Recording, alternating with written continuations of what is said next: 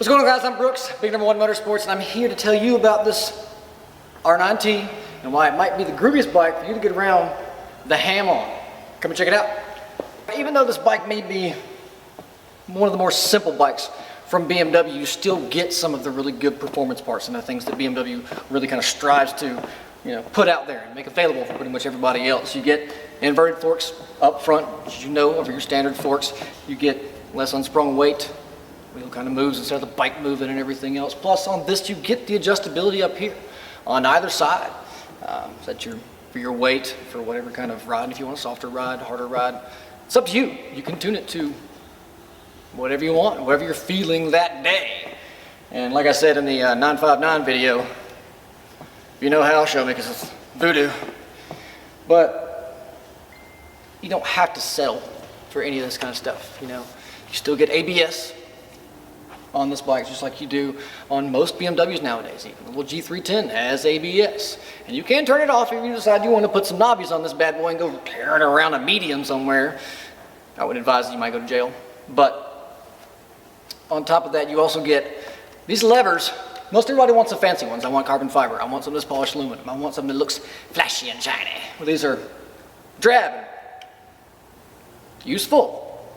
If you're out there, sometimes, especially if you're using leather gloves, my kangaroo gloves do it all the time. If it gets wet, you get this weird slimy film on there. These will actually give you a little bit of grip, a little bit of texture for that powder coating right there. Plus, it fits with the theme. Everything's black on this bike. Everything works on this bike too, really, really well. All right, like we were saying a little bit earlier about the simplistic look on everything, you're still getting a BMW. Some of their shaft drive is the best in the business by far. They call it paralever. And it's just as simple as 2 pivot points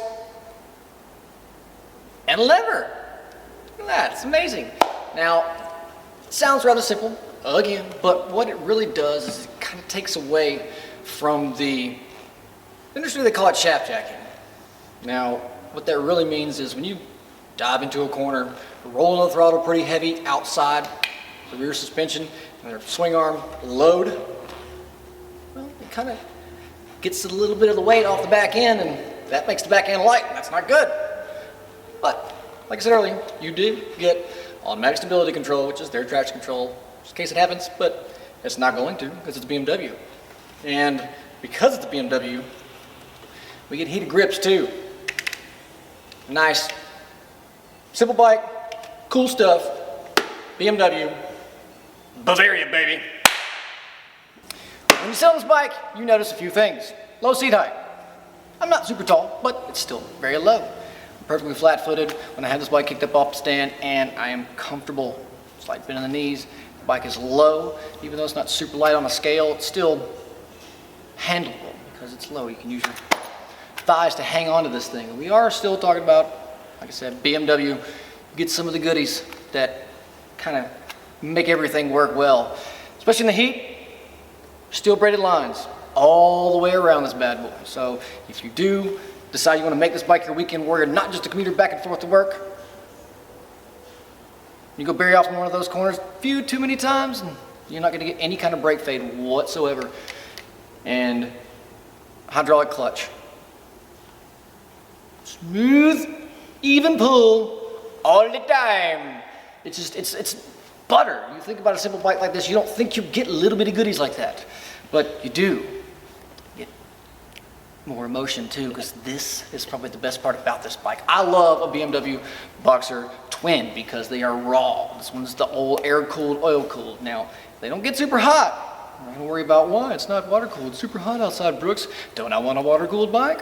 Well, normally, yeah, you do. But sometimes you don't really have to. First off, it would take away from the looks of this bike, and there's no need for that. It's perfect. But the coolest thing about this, tiny chassis, low to the ground. When you give her a twist, this thing shakes back and forth like an old Chevrolet or something. It's a very visceral motorcycle, front to back. And when you're up on it, you almost can't even see anything but the gauges. That's all you need to see. You know what you're on. You're just fine. You're comfortable. It's BMW R9T. Put it in your driveway. Brooks, Big Number One Motorsports, 9423313.